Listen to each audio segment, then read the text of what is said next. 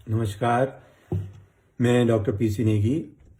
मैं Indira Gandhi medical college में department of cardiology में एज एचओडी कार्यरत हूँ। मैं आज आपके सामने एक विशेष जानकारी देने के लिए आया हूँ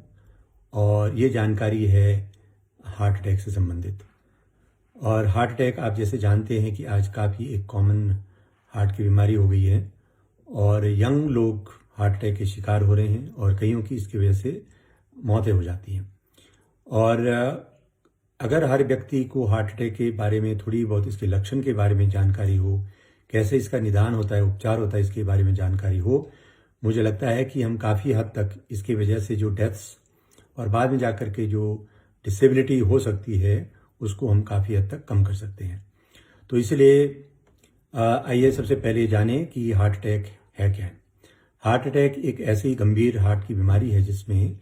जो खून की नालियां जिससे हार्ट को ब्लड की सप्लाई होती है, जिसे हम कॉरोनरी आर्टरीज कहते हैं,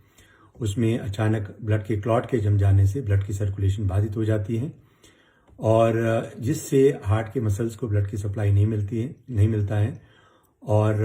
अगर कुछ देर तक अगर ये बाधित रहे ब्लड की सर्कुलेशन तो हार्ट के मसल परमानेंटली क्षतिग्रस्त हो जाते हैं और हार्ट का जो पंपिंग एक्शन है वो वीक हो जाता है। तो मरीज को कई सारी दिक्कतों का सामना करना पड़ सकता है और साथ ही साथ कई बार इसकी वजह से डेथ्स भी हो सकती है। तो इसमें ज़रूरी इस बात की है कि जल्दी से जल्दी मरीज हॉस्पिटल में पहुंचे ताकि हम उपचार के ज़रिए जो ब्लॉकेज है इसको हम खोल सकें और दोबारा से ब्लड की सर्कुलेशन को रिस्टोर कर पाएँ और फर्दर जो हार्ट के मसल्स की जो डैमेज अदरवाइज हो सकता है उसको हम कम कर सकें और हार्ट की पंपिंग की जो वीकनेस जो डेवलप हो सकती है हार्ट अटैक की वजह से उसको हम कम कर सकें।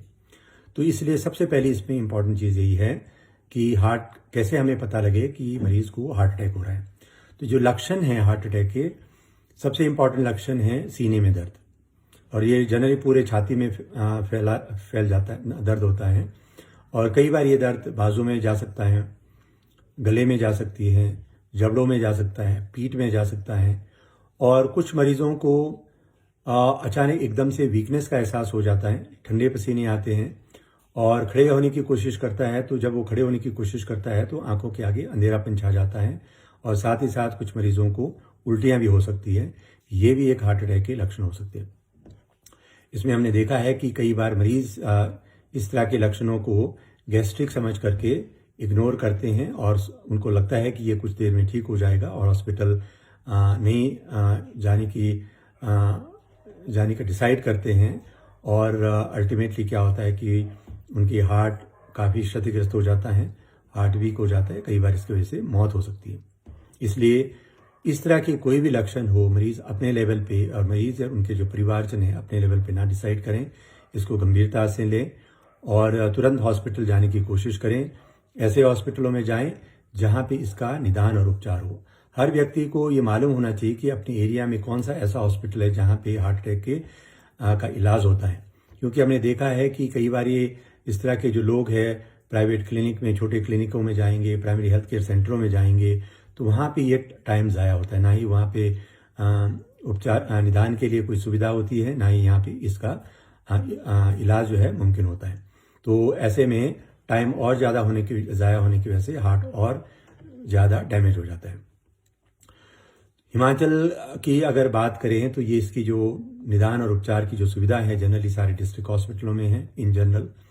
और कुछ सिविल हॉस्पिटलों में भी उपलब्ध हैं और मेडिकल कॉलेजों में तो ये इसका इलाज होता है, इसका निदान भी होता है, इसका उपचार भी होता है।